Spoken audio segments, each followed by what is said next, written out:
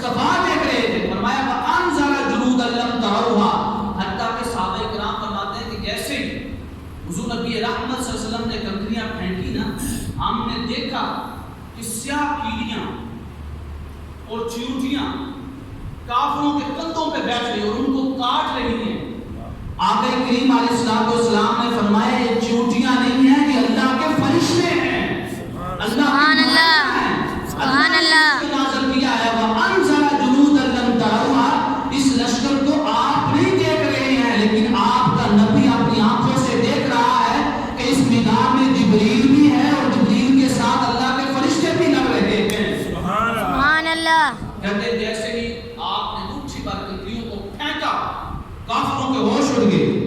اب کوئی تلوار نہیں چلی ہے، کوئی لڑنے کے لیے مسلمان سامنے نہیں کھڑا ہے، لیکن کافر پھر بھی سمجھ رہے ہیں کہ کوئی نہ کوئی تو ہے جو ہمارے اوپر حملہ کر رہا ہے.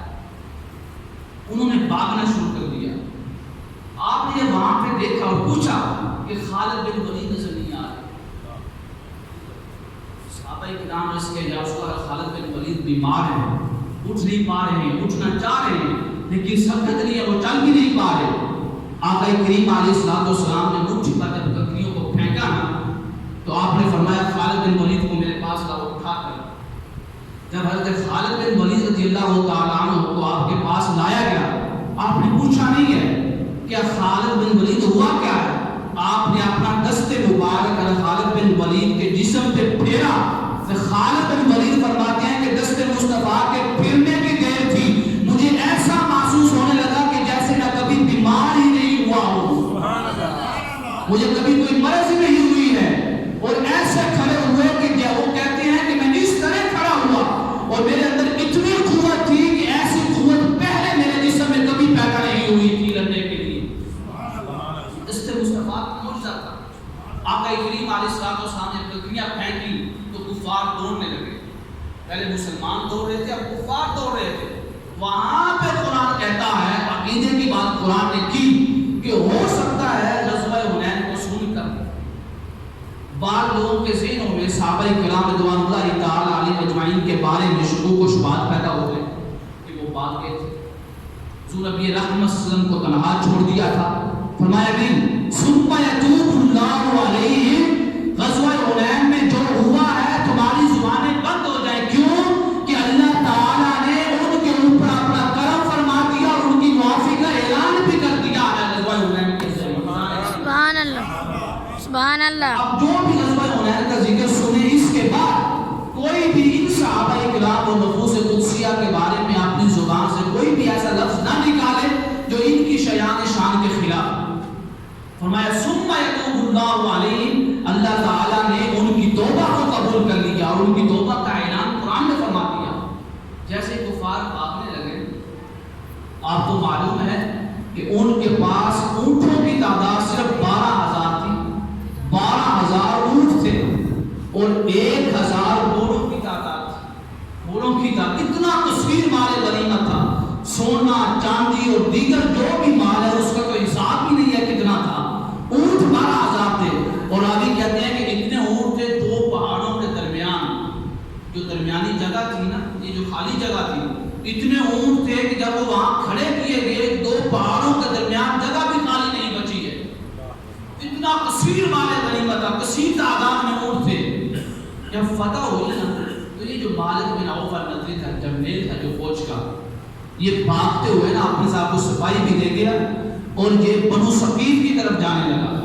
طائف کے پہاڑ میں چھپنے لگا.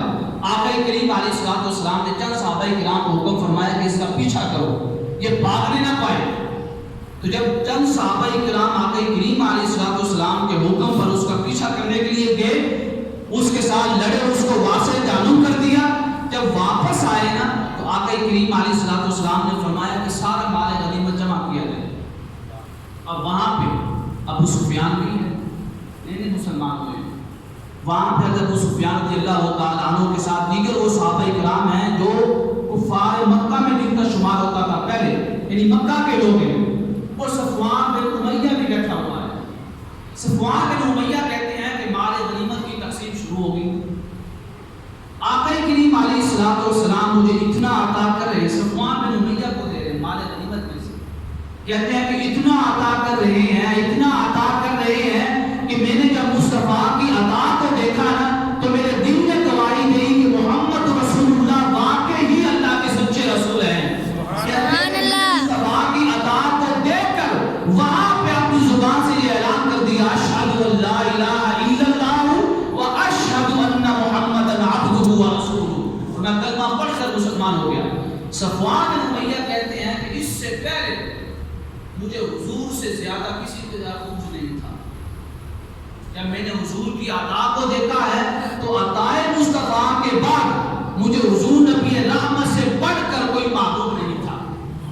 سب سے زیادہ محبت مجھے اللہ کے نبی سے ہو گئی، جس کو بہت مال غنیمت دیا۔ ابو سفیان کو بلایا، 100 اونٹ حضرت ابو سفیان کو دیے۔ یہ سارا ماجرا انصار صحابہ کرام دیکھ رہے ہیں اور ان کے دل میں خیال پیدا ہوا بطبیعت بشری کہ یار ہم شروع سے امام الانبیاء علیہ السلام کے ساتھ ہیں، ساری لڑائیاں بھی لڑی ہیں، اب جب مال غنیمت کا وقت آیا تو مال غنیمت سارے کا سارا ان لوگوں کو دے رہے ہیں جو فتح مکہ کے بعد مسلمان ہوئے ہیں، جنہوں نے اسلام قبول کیا ہے۔ تو انصار کے درمیان یہ باتیں ہونے لگی۔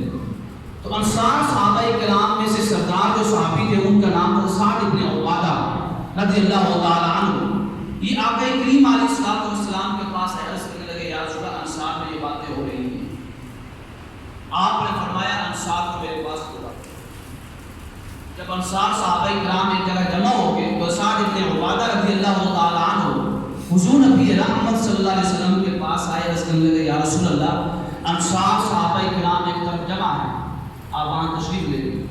آپ نے وہاں بڑا پیارا جملہ، بہت ہی پیارا جملہ، یعنی جو ایمان کو تازہ کر دیتا ہے، ایمان کو حلاوت عطا کرتا ہے اور ایمان کو قوت ایمانی عطا کرتا ہے۔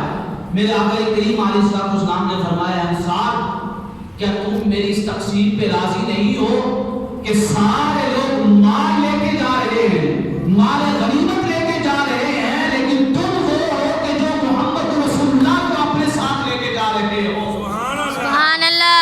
میں کوئی اونٹ لے کے جا رہا ہے، کوئی گھوڑے لے کے جا رہا ہے، کوئی سونا لے کے جا رہا ہے، کوئی چاندی لے کے جا رہا ہے، سب کو مال مل رہا ہے، اللہ کا محبوب نہیں مل رہا۔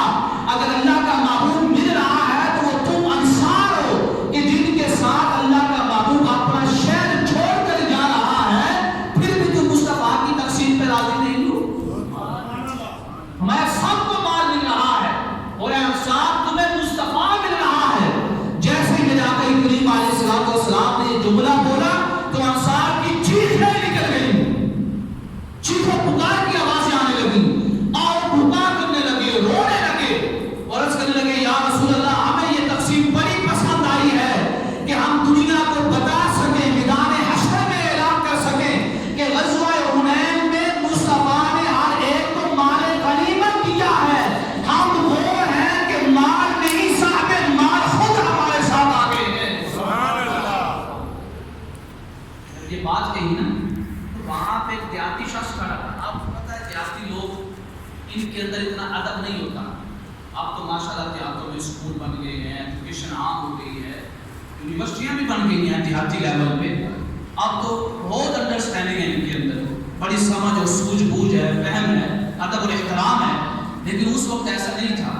ایک عراقی شخص کھڑا تھا، اس نے دیکھا کہ اللہ کے نبی بڑی کثرت کے ساتھ تقسیم کر رہے ہیں، اونٹ بھی دے رہے ہیں، گھوڑے بھی دے رہے ہیں۔ وہ ان اونٹوں کو دیکھ رہا تھا جو 2 پہاڑوں کے درمیان کھڑے تھے۔ اب آپ مجھے بتائیں 2 پہاڑوں کے درمیان جو جگہ ہے وہاں پہ اتنے اونٹ ہیں کہ کوئی خالی جگہ بھی نہیں بچی ہے، کتنی تعداد ہوگی؟ 12,000 اونٹ میں نے بتایا ہے نا، جو صرف ایک راوی نے بتائے ہیں، اس کے علاوہ کتنے ہزار اونٹ ہوں گے؟ 2 پہاڑوں کے درمیان جتنے اونٹ کھڑے تھے نا، یہ دیکھ کر عربی شخص آقا کریم علیہ السلام کے پاس آ گیا، عرض کرنے لگا یا رسول اللہ میں آپ سے کچھ مانگنا چاہتا ہوں۔ آپ نے فرمایا مانگ، کیا مانگنا ہے؟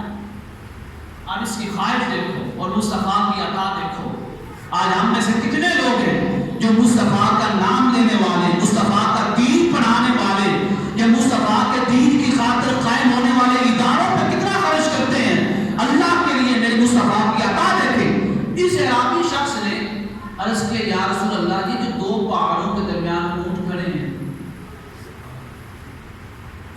کثیر تعداد میں ہیں.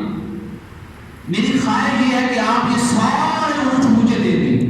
اللہ ایک عراقی شخص ہے, دیہاتی شخص ہے, اس کو کوئی سمجھ نہیں آ رہی کہ وہ کیا کہہ رہا ہے کہ سارے اونٹ اس کو. جب آقا کریم علیہ الصلوۃ والسلام کے سامنے عرض کیا نا, اپنے صاحب جو مال لوگ ہیں, صاحب اسکار جو لوگ ہیں, یہ سنیں کہ اگر وہ اپنی جیب سے جب بھی دیں نا تو ذہن میں یہ خیال رکھیں اور یہ نیت کرتے ہوئے دیں کہ ہم اس رسول کے امتی ہیں کہ جو اتنے بڑے سخی تھے, اتنے بڑی عطا کرنے والے تھے. سبحان اللہ. جب عراقی شخص کی بات سنی تو آپ مسکرا پڑے. آپ نے یہ نہیں کہا کہ میں نے فلاں کو بھی دینا ہے, فلاں کو بھی دینا ہے, فلاں خرچہ بھی ہے, فلاں ادار بھی ہے, فلاں قرض بھی ہے, یہ سارا کچھ میں نے انہیں اونٹوں سے پورا کرنا ہے. نہیں, کچھ بھی نہیں سوچا. اس عراقی شخص نے عرض کیا تو آپ مسکرائے. آپ نے فرمایا سارے اونٹ چاہیے, سنبھال لے گا, ان کی کفالت کر لے گا, چارے کا گھاس کا اہتمام کر لے گا. اس عراقی شخص نے کہا مجھے لگتا ہے کہ آپ دینا نہیں چاہتے ہیں. آپ صلی اللہ علیہ وسلم بڑے کھل کر گفتگو فرماتے تھے اور منع فرماتے تھے کہ سختی نہیں کرنی ہے. میرے ساتھ وہ جیسے بھی بات کرتا ہے, اس لیے قرآن نے کہا ہے محبوب آپ کی شان یہ ہے کہ وَبِمَا رَحْمَةٍ مِّنَ اللَّهِ لِنْتَ لَهُمْ, کہ آپ اللہ کی عطا سے لوگوں کے لیے نرم دل بن گئے ہیں, سبحان اللہ. سختی بن گئے ہیں اللہ کی عطا سے. تو اہل سنت کا عقیدہ بھی یہ ہے کہ مصطفیٰ کے در سے جو ملتا ہے وہ مصطفیٰ خود سے نہیں دیتے ہیں, وہ اللہ کی عطا سے تقسیم کرتے ہیں. سبحان اللہ. یہاں پہ آپ نے عقیدہ بیان فرمایا اور قرآن کہہ رہا ہے فَبِمَا رَحْمَةٍ مِّنَ اللَّهِ لِنْتَ لَهُمْ, اے میرے محبوب آپ اللہ کی رحمت سے, اللہ کی عطا سے نرم دل ہو گئے ہیں. اس عراقی شخص نے کہا یا رسول اللہ آپ دینا نہیں چاہتے, چلو چھوڑ دو. آپ نے فرمایا تم نے مصطفیٰ کی عطا دیکھی نہیں, مصطفیٰ کی سخاوت دیکھی نہیں ہے. میں تو یہ پوچھ رہا ہوں کہ اگر تو اس کی کفالت نہ کر سکا, اتنے اونٹوں کی تعداد ہے, 12,000 سے زائد اونٹ ہے, آپ میں سے کسی کو 1,000 اونٹ مل جائے. ہمارے یہاں ماشاءاللہ اگر کوئی سیاسی پارٹی صرف ایک گھر بنا دے نا تو ہماری نسلیں بھی اس کو ووٹ دیتی ہیں, دیتی ہی نہیں دیتی. صرف اس نے ایک گھر بنایا ہے اور گھر کے اندر پنکھے بھی نہیں لگوا کے دیے, بجلی کا بل بھی نہیں ہے, کچھ بھی نہیں ہے. گھر کے اندر جو افراد رہ رہے ہیں ان کی کفالت کا ذمہ بھی نہیں اٹھایا ہے, ایک گھر بنا کے دیا. آج بھی کتنے لوگ کہتے ہیں کہ ہم نے بھٹو کو ووٹ دینا ہے. بھٹو کو کیوں ووٹ دینا ہے؟ اس نے ہمیں گھر بنوا کے دیے. اگر ہمیں کوئی ایک گھر بنا کے دے تو ہم اس کے نغمے گانا نہیں رکتے ہیں, اس کی تعریف کرنے سے نہیں رکتے ہیں اور اس کے نام پہ دینے سے نہیں رکتے ہیں. اور مصطفیٰ تو وہ ہے کہ جنہوں نے ہمیں نیک ایمان بھی دیا, اسلام بھی دیا, قرآن بھی دیا, کتاب بھی دی, امن بھی دیا, رحمت بھی دی, جنت بھی عطا کریں گے. وہ مصطفیٰ اتنی عطا کر رہے ہیں اور انہی کے نام پہ مانگنے پر ہم کو دوسری پہ اتر آتے ہیں, اپنے ہاتھوں کو پیچھے کھینچ لیتے ہیں. میرے آقا کریم علیہ الصلوۃ والسلام اس عرابی کو کہا کہ جتنے اونٹ کھڑے ہیں نا, چاہے 12,000 ہیں, 13,000 ہیں, 14,000 ہیں, 15,000 ہیں, 20,000 ہیں, تو نے مصطفیٰ سے مانگا ہے تو پھر مصطفیٰ کی عطا بھی دے. یہ دو پہاڑوں کے درمیان جتنے اونٹ ہیں سارے کے سارے تیرے اکیلے پہ ہوئے ہیں. سبحان اللہ. کہتے ہیں کہ وہ اتنی کثیر تعداد میں اونٹ لے کے چلا نا, اب اونٹ مصطفیٰ کی اطاعت میں تھے. اونٹوں کو معرفت تھی حضور کی, وہ مصطفیٰ کی اطاعت میں تھے. جب اونٹوں نے دیکھا کہ مصطفیٰ نے فرما دیا ہے کہ اس کے عربی کے ساتھ جانا ہے, اکیلے شخص کے ساتھ جانا ہے, راوی کہتے ہیں کہ وہ اکیلا شخص اتنے ہزاروں کی تعداد میں اونٹوں کو لے کر ایسے چلا جیسے وہ ایک اونٹ لے کر جا رہا ہے. کسی ایک بھی اونٹ نے اس کو تنگ نہیں کیا ہے, کوئی ایک بھی اونٹ بھاگا نہیں ہے. کیوں بھاگتا, کیوں تنگ کرتا؟ کیونکہ اونٹوں کو معلوم تھا کہ حکم میرے مصطفیٰ کا ہے, سبحان اللہ. حکم اللہ کے محبوب کا ہے. ارے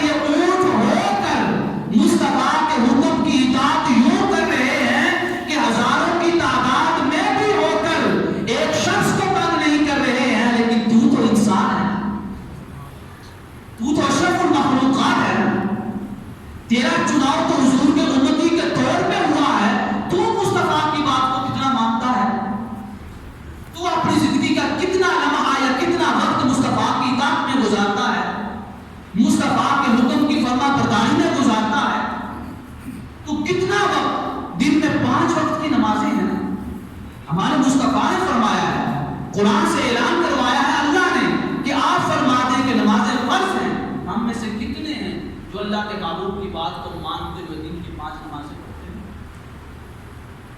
حتیٰ کہ اب تو ایسے لوگ بھی آ گئے 7 دن کے بعد جمعہ بھی نہیں ہے اور سال کے بعد عید کی نماز بھی پڑھنے کی توفیق نہیں ہوتی. یہ 12,000 کی تعداد میں 16 یا 17,000 کی تعداد میں اونٹ ہیں. یہ مصطفیٰ کی اطاعت یوں کر رہے ہیں. راوی کہتا ہے کہ ہم نے یہ اونٹوں کو دیکھا ایسے لگ رہا تھا جیسے ایک اونٹ جا رہا. وہ 12,000 کے اونٹ لے کر جب اپنے قبیلے کے پاس پہنچا نا, اس نے کہا لوگوں میں نے مصطفیٰ کی عطا کو دیکھا ہے, میں نے مصطفیٰ کی سخاوت کو دیکھا ہے, میں نے مصطفیٰ کو تقسیم کرتے ہوئے دیکھا ہے. جانتے ہو میں تو غریب تھا, میرے پاس تو اپنا گھر بھی نہیں تھا. یہ 13 یا 16,000 کی تعداد میں جو کثیر تعداد میں اونٹ لے کر آ رہا ہوں, یہ کس نے دیا ہے؟ یہ اللہ کے نبی مصطفیٰ نے دیا ہے. میری بات مان لو, وہ اللہ کے سچے رسول ہیں. کہتے ہیں کہ جیسے ہی اس عرابی نے اپنے قبیلے والوں کے سامنے مصطفیٰ کی عطا کا اعلان کیا تو سارے قبیلے والے یک زباں ہو کر کہتے ہیں لا الہ الا اللہ محمد رسول اللہ. یہ مصطفیٰ کی عطا تھی. سبحان اللہ. اس کو دیکھ کر غیر بھی مسلمان ہوتے. سبحان اللہ.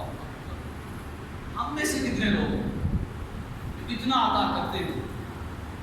جب غزوہ حنین ختم ہوا نا, فتح ہوئی, مال غنیمت تقسیم ہوا, انصار صحابہ کرام کو جو بھی حصہ تھا ان کو ملا. اس کے بعد آقا کریم علیہ السلام نے حکم فرمایا کہ طائف کی طرف چلیں, طائف کے مقام کی طرف, کیونکہ طائف میں بھی کفار جمع تھے. یہاں بھی بڑا عجیب اور بڑا پیارا معجزہ ظاہر ہوا حضور نبی رحمت صلی اللہ علیہ وسلم کا. وہاں پہ طائف میں قلعہ تھا, وہاں پہ کفار نے, اب قبیلہ تھا بنو ثقیف, بنو حوازن سے فتح مل چکی ہے, اب بنو ثقیف کا قبیلہ ہے. یہ قلعے کے اندر محصور ہیں اور مسلمانوں کے خلاف لڑائی کا اعلان کر چکے ہیں. اور انہوں نے اتنا ساز و سامان جمع کیا ہوا ہے کہ اگر 1 سال تک بھی ان کا محاصرہ رہے نا تو وہ جو قلعے کے اندر کھانے پینے کی چیزیں ہیں وہ ختم نہیں ہو سکتی ہیں. آقا کریم علیہ السلام کو ان کا محاصرہ کیے 40 روز گزر گئے. 40ویں روز حضور نبی رحمت صلی اللہ علیہ وسلم نے فرمایا صحابہ سے انشاءاللہ تعالی غدا انا قافلون الی المدینہ, کل ہم مدینہ چلیں گے. صحابہ کرام حیران ہوئے, عرض کیا یا رسول اللہ مدینہ کیسے چلیں؟ ابھی تو لڑائی بھی ختم نہیں ہوئی اور ہمیں فتح بھی نہیں ملی ہے, تو بغیر فتح کے مدینہ چلیں؟ آپ مسکرا پڑے. آپ نے فرمایا چلیں ٹھیک ہے کل پھر لڑیں. صحابہ کرام نے کل پھر لڑائی کی اور آپ خود سارے جمع ہو کر آگے عرض کرنے لگے یا رسول اللہ کل مدینہ چلیں. آپ کے چہرے پہ مسکراہٹ آ گئی. آپ نے کیونکہ دعا کر دی تھی کہ مولا اللہم اہد ثقیفا واہد بہم, کہ قبیلہ بنو ثقیف کو ہدایت بھی دے اور ہدایت دینے کے بعد میرے در پہ بھی بھیج. مسکرایا, آپ نے فرمایا ٹھیک ہے چلے. صحابہ کہتے ہیں کہ ہم مقام جعرانہ میں پہنچے تھے. جعرانہ ایک جگہ تھی مدینہ شریف سے پہلے, وہاں پہ پہنچے. ہم نے اپنے پیچھے سے نا ایک بہت بڑے لشکر کی آتے ہوئے آواز سنی کہ اتنا بڑا لشکر ہمارے پیچھے آ رہا ہے. جب ہم نے پیچھے دیکھا تو وہی لشکر تھا جو طائف کے پہاڑ میں محصور کیا ہوا تھا, اپنے آپ کو محفوظ کر کے رکھا ہوا تھا. ہزاروں کی تعداد میں لشکر تھا بنو ثقیف کا. کہتے ہیں کہ جیسے ہمارے قریب پہنچا تو سب نے یک زباں ہو کر کہا اشہد ان لا الہ الا اللہ و اشہد ان محمد عبدہ و رسولہ. ہزاروں کی تعداد میں بنو ثقیف کا لشکر اسلام بھی قبول کر لیا اور مصطفیٰ کے در پہ آ کر بیٹھ بھی گیا ہے. اس وقت ہمیں معلوم ہوا کہ مصطفیٰ نے کیوں فرمایا تھا کہ مدینہ کی طرف چلے. لہٰذا یہ شوال و مکرم میں یہ واقعات پیش آئے. ہم میں سے کتنے احباب ہیں جو اپنی اولاد کو سیرت رسول پڑھاتے ہیں, سیرت رسول کے بارے میں بتاتے ہیں, غزوات کا علم ہو. ہم میں سے ایسے بھی احباب ہیں کہ جن کو ہماری ماؤں کے نام بھی یاد نہیں ہے. امام الانبیاء علیہ السلام کی ازواج مطہرات کے نام بھی یاد نہیں ہیں, آپ کی اولاد کے نام بھی یاد نہیں ہیں. اتنا بھی یاد نہیں ہے کہ مکہ میں آپ کتنا عرصہ رہے اور مدینہ میں آپ کتنا عرصہ رہے. اور ہمارے بعض احباب کی تو ایسی اولادیں ان کو یہ بھی معلوم نہیں ہوگا کہ آقا کریم علیہ الصلوۃ والسلام نے کس سنہ ہجری میں وصال فرمایا ہے. ظاہری طور پہ آپ نے پردہ فرمایا ہے. اللہ کے لیے دین کی طرف رغبت رکھیں, اپنی رغبت بھی دین کی طرف رکھیں اور اپنی اولاد کی رغبت بھی دین کی طرف رکھیں. کل میرا بڑا دل خوش ہوا, میں یہ کوئی دکھلاوا نہیں کر رہا ہوں یا کوئی بناوٹی تعریف نہیں کر رہا. یہ کل جب مجھے بلایا گیا بچوں کے امتحان کے لیے, یہاں پہ جو بچے حفظ کر رہے ہیں تقریباً 10 کی تعداد ہے. اگر آپ سارے اپنی اولادوں میں سے اگر ایک ایک بچہ بھی وقف کرتے دین کی تعلیم کے لیے تو کیا کہنے. کل جب میں نے امتحان لیا تو بڑا دل خوش ہوا. اللہ اکبر, چھوٹے چھوٹے بچے ہیں اور اعوذ باللہ بسم اللہ ایسے پڑھ رہے ہیں جیسے کوئی بہت بڑا قاری پڑھ رہا ہو, اور قرآن کو یوں پڑھ رہے ہیں جیسے قرآن نے فرمایا ہے الذین آتیناہم الکتاب یتلونہ حق تلاوتہ, کہ یہ وہ لوگ ہیں کہ قرآن کو ایسے پڑھتے ہیں جیسے پڑھنے کا حق ہے.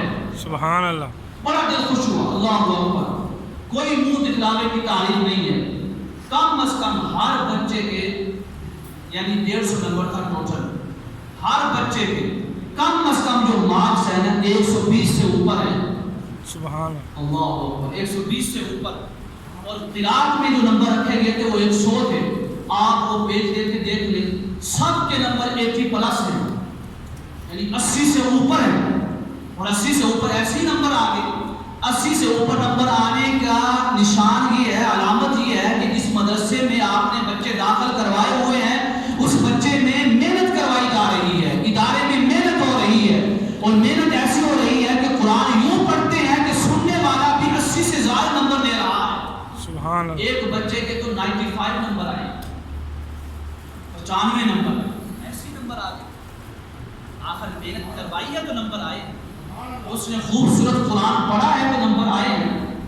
آج کل تو مدارس میں بچے پڑھانے کا اتنا فائدہ ہے کہ آپ کی اولاد دین بھی پڑھ رہی ہے اور اسکول بھی پڑھ رہی ہے.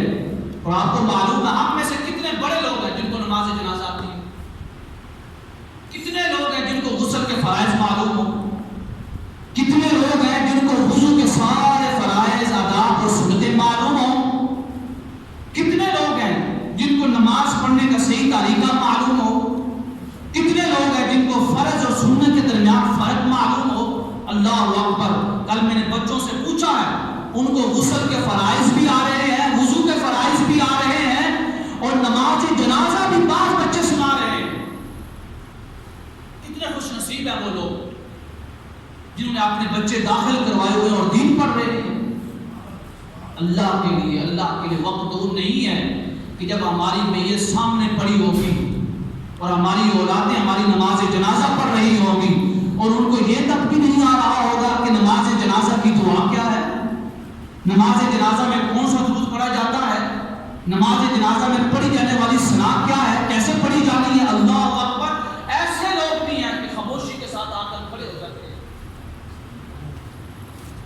کیسے بد نصیب والدین کہ جن کا بیٹا ان کی نماز جنازہ کے لیے نیت کر کے کھڑا ہے, اس کو نہ تو نماز جنازہ کی نیت آ رہی ہے اور نہ ہی سبحانک اللہم و بحمدک و تبارک اسمک و تعالی جدک و جل ثناؤک و لا الہ غیرک, اور نہ ہی درود پڑھنا آ رہا ہے اور نہ ہی نماز جنازہ کی دعا آ رہی ہے. ارے ہم کیسے لوگ ہیں کہ جو ہماری ابدی زندگی ہے اس ابدی زندگی کی بہتری کے لیے ہماری جس اولاد نے دعا کرنی تھی اس کو دعا مانگنی بھی نہیں آ رہی ہے. نماز جنازہ والی دعا بھی یاد نہیں ہے. وہ جنازہ پڑھ تو اپنے والد کا رہا ہے لیکن پڑھ نہیں رہا بلکہ خاموش ہو کر کھڑا ہے. کیا ابھی وقت نہیں آیا ہے؟ چلو پہلے دور تھے کہ مدارس میں سکول نہیں پڑھایا جاتا ہے, پھر بھی کوئی فکر تھی, پریشانی تھی کہ یہ فیوچر اس کا کیسا ہو. میں آپ کو ایک بات بتا دوں, بڑی قیمتی بات ہے. آپ 10 جماعتیں کروا لیں, 12 جماعتیں کروا لیں, یہ بات سننے والی ہے, 16 جماعتیں کروا لیں, ماسٹر کروا لیں, ایم فل کروا لیں, پی ایچ ڈی کروا لیں, فزکس پڑھا لیں, کیمسٹری پڑھا لیں, بایو پڑھا لیں, آسٹرونومی پڑھا لیں, میڈیکل پڑھا لیں, کامرس پڑھا لیں, کمپیوٹر پڑھا لیں, جو کچھ پڑھا لیں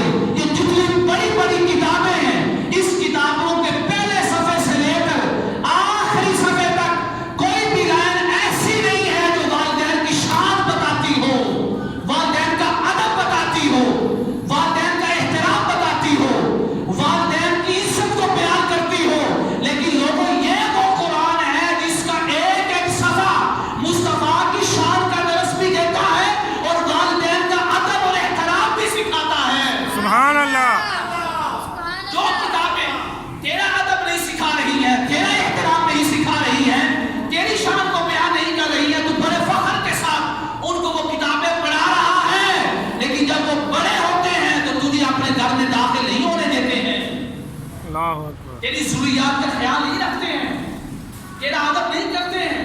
کیوں کہ تو نے 20 سال 25 سال 12 سال اس کو وہ ایجوکیشن پڑھائی ہے جس کا ایک پنا اور اس ایک پنے کی ایک لائن کا آدھا حصہ بھی کوئی ایسا نہیں ہے جو والدین کی شان بیان کرتا ہو. لیکن جو کتاب والدین کی شان بیان کرتی ہے, والدین کے ادب کو بیان کرتی ہے, رشتہ داروں کے حقوق کو بیان کرتی ہے, لوگوں کے ساتھ معاملات کو بیان کرتی ہے, جھوٹ سے روکتی ہے, اس کتاب کی ایک لائن بھی ہمیں یاد نہیں ہے, اس کتاب کا ہمیں علم بھی نہیں ہے, اس کتاب کو ہم یاد بھی نہیں کروا رہے ہیں. قرآن نے فرمایا ہے کہ اگر تو اللہ سے ڈرتا ہے اور اپنی اولاد کے سینوں میں قرآن کو منتقل کرتا ہے تو یہی وہ قرآن ہے جو تیرے بعد تیری اولاد کی بھی حفاظت کرے گا اور تیرے اولاد کے مستقبل کو بھی اچھا بنائے گا. سبحان اللہ. دیکھ لے جا کے فزکس اٹھا کے دیکھے, مجھے ایک نوجوان بتا دے کہ فزکس کی کس لائن میں لکھا ہے کہ جب والد آئے تو کھڑے ہو جانا ہے. کیمسٹری کی کس لائن میں لکھا ہے کہ جب والد اونچی آواز سے بولے, اگرچہ وہ غلط ہی کیوں نہ بول رہا ہو, تو نے اپنی زبان نہیں کھولنی ہے. لیکن میں بتاتا ہوں قرآن میں لکھا ہے. اٹھا سورہ لقمان, قرآن نے یہاں تک لکھا ہے, لوگوں یہاں تک لکھا ہے, فرمایا اگر تیرا والد میرے شرک کی تعلیم دے کہ اللہ کا شریک بنا لو, اللہ کی توحید پہ ایمان نہیں رکھنا ہے, یہ قرآن کہہ رہا وَإِن جَاهَدَاكَ عَلَىٰ أَن تُشْرِكَ بِهِ مَا لَيْسَ لَكَ بِهِ عِلْمٌ, فرمایا اگر تیرا والد یا تیری ماں یہ کہے کہ اللہ کا شریک بنا لے, اللہ کے علاوہ کسی اور کی عبادت کر لے, قرآن نے یہ نہیں کہا کہ اس کے منہ پہ ماننا ہے, قرآن نے یہ نہیں کہا کہ غصہ کرنا ہے, قرآن نے یہ نہیں کہا ہے کہ گالی دینی ہے. قرآن نے کہا ہے کہ بات ماننی نہیں ہے پر بولنا بھی نہیں ہے, بات ماننی بھی نہیں ہے اور بولنا بھی نہیں ہے. فلا تطعهما, بات ماننی نہیں, وصاحبهما فی الدنیا معروفا, اور ان کے سامنے بولنا بھی نہیں ہے بلکہ ادبا اور بالکل احترام کے ساتھ کھڑے رہنا ہے, ان کی عزت کی کمی نہ آئے. مجھے بتائیں نوجوان اور اے والدین جتنے بیٹھے ہیں, کیمسٹری کی کس لائن میں یہ ادب سکھلایا گیا ہے, بایو کی کس لائن میں لکھا ہے کہ والدین کے ساتھ کیسے پیش آنا ہے. میں بتاتا ہوں قرآن میں کیا لکھا ہے. اٹھا سورۃ الاسراء, بنی اسرائیل سبحان الذی اسریٰ بعبدہ, 15واں سپارہ, اس کا 30واں رکوع, اس کی پہلی آیت. قرآن جب اللہ تعالیٰ کی عبادت کو بیان کر رہا ہے, عبادت کے بعد کسی اور کا بیان نہیں کیا ہے بلکہ یہ کہا ہے کہ والدین کا احترام کرنا ہے. سبحان اللہ. اٹھا نا قرآن کو کھول کے دے. ہم اتنا قرآن سے دور ہو گئے, قرآن کو بھول گئے کہ اپنی اولادوں کو قرآن حفظ نہیں کروا سکتے, قرآن کو ترجمے کے ساتھ نہیں پڑھا سکتے. آیت پڑھتا ہوں, بڑی کمال کی آیت ہے. جو کتاب والدین کا اتنا ادب سکھلا رہی ہے, اسی کتاب کے ساتھ ہم بے وفائی کر رہے ہیں. ہم نے اسی کتاب کو بلا دیا ہے, ہم نے اسی کتاب سے منہ پھیر لیا ہے.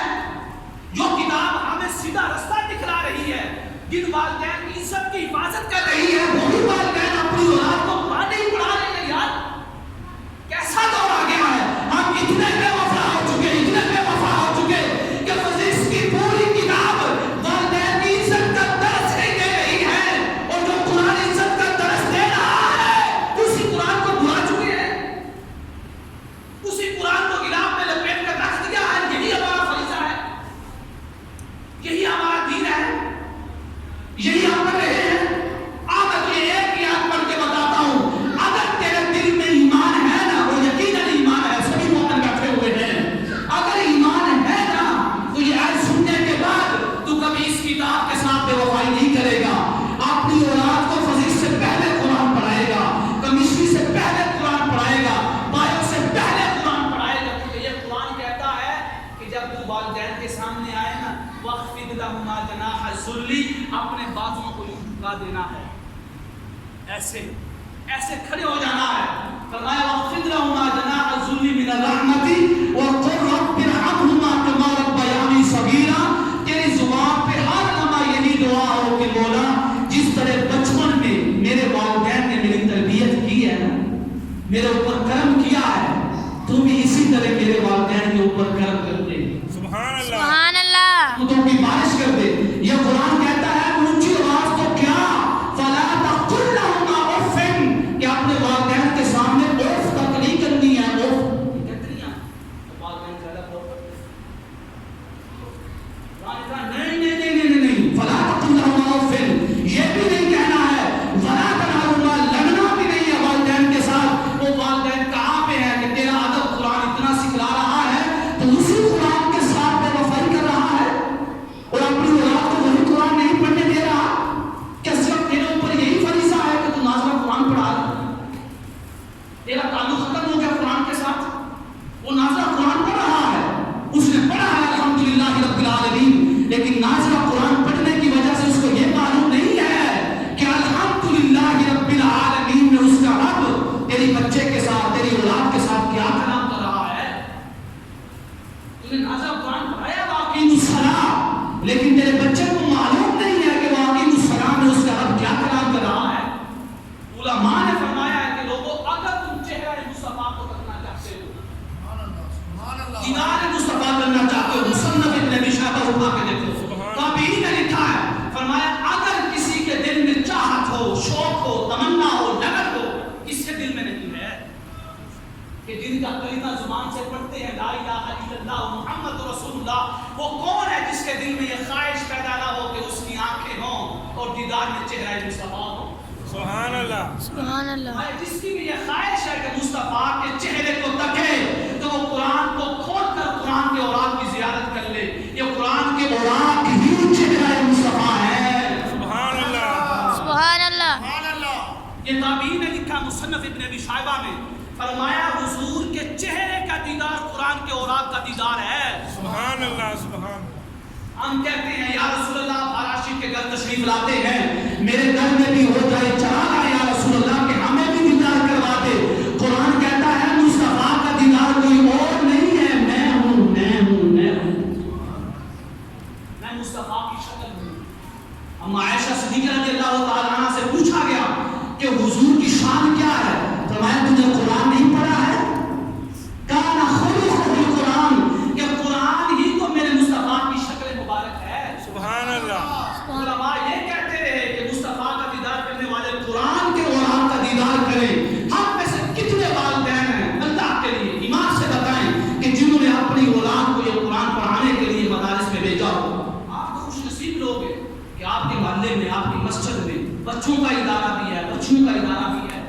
ایون کے علماء نے یہ لکھا کہ نماز میں اور قرآن میں ایک فرق ہے، نماز میں اور قرآن میں ایک فرق ہے۔ نماز میں نمازی اللہ کے ساتھ کلام کر رہا ہے اور قرآن وہ ہے کہ جس میں قاری اللہ کے ساتھ نہیں بلکہ اللہ خود قاری کے ساتھ کلام کر رہا ہوتا ہے۔ سبحان اللہ۔ کیا ہم نہیں چاہتے کہ اللہ ہمارے ساتھ کلام کرے؟ چاہتے ہیں نا؟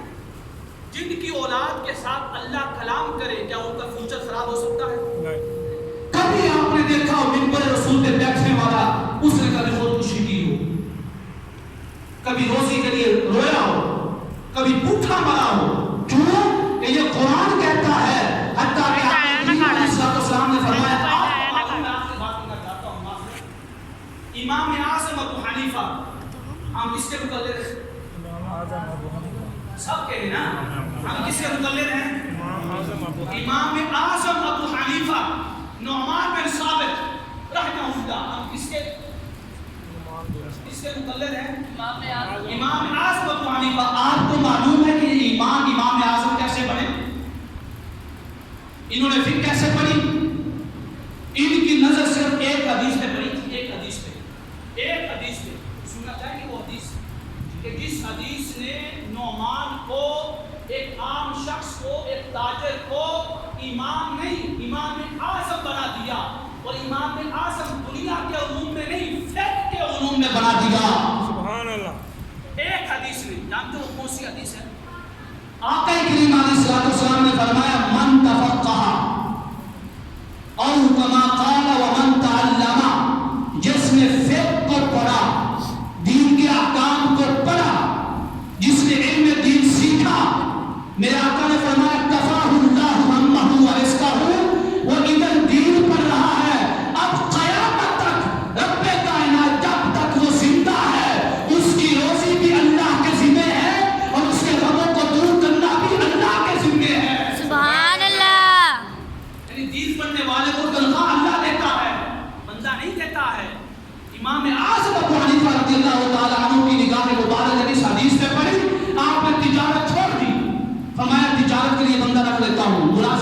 کرتا ہوں، تجارت چھوڑ دی. فرمایا جب علم فقہ پڑھنے کا اتنا بڑا اجر ہے کہ روزی اللہ دیتا ہے، اس ایک حدیث نے عام تاجر شخص کو دنیا سے اٹھا کر امامت کے منصب پہ بٹھا دیا. سبحان اللہ. ائمہ کا، اولیاء کا، فقہاء کا امام بنا دیا. ہم اتنے بے وفا ہو چکے، اتنے بے وفا. تیرے ساتھ تیری اولاد، تیرا بیٹا بے وفائی کر دے نا، ایک دن تو پیسے مانگے وہ نہ دے، تو کہتا ہے کہ میں نے پورا دن، پوری زندگی تیرے ساتھ یہ کیا، میں نے اپنی جوانی تیرے لیے گزار دی، میں نے اپنا بچپن تیرے لیے گزار دیا، میں نے اپنا بڑھاپا تیرے لیے گزار دیا. تو اپنا احسان تو جتا رہا ہے نا، تو قرآن تیرے اوپر احسان نہیں جتائے گا. قرآن کہے گا میں نے تیرے ادب کا حکم دیا، تیرے احترام کا حکم دیا، تیری عزت سکھائی. کیا تو نے مجھے یہ صلہ دیا کہ تو نے اپنی اولاد کو ہندو سے پڑھنے سے دور کر دیا اور یہ کہتا رہا کہ ان مولویوں کے پاس گاڑیاں نہیں ہیں، روزی نہیں ہے، روٹی نہیں ہے، کچھ بھی نہیں ہے. ارے یہ روزی روٹی نہیں ہے کہ یہ دنیا میں فنا ہو جائے. روزی روٹی تو وہ ہے کہ قیامت کا دن ہے اور مولوی کے سر کے اوپر سونے کا تاج ہے. سبحان اللہ. روزی تو سبحان اللہ. اللہ کے لیے، اللہ کے لیے. آپ کے علاقے میں محلے میں ادارہ ہے کہ نبی صاحب کی زیر اختیار. اگر آپ کچھ کر نہیں سکتے تو دیکھ تو سکتے ہیں، ان کے ساتھ تعاون کر سکتے ہیں. اللہ رب العزت کے حضور دعا ہے میرے رب کا جتنے بھی احباب ان کے ساتھ تعاون کرتے ہیں ادارے کے سلسلے میں، مسجد کے سلسلے میں، سب کے گھروں پہ خیر و برکتیں عطا فرمائے.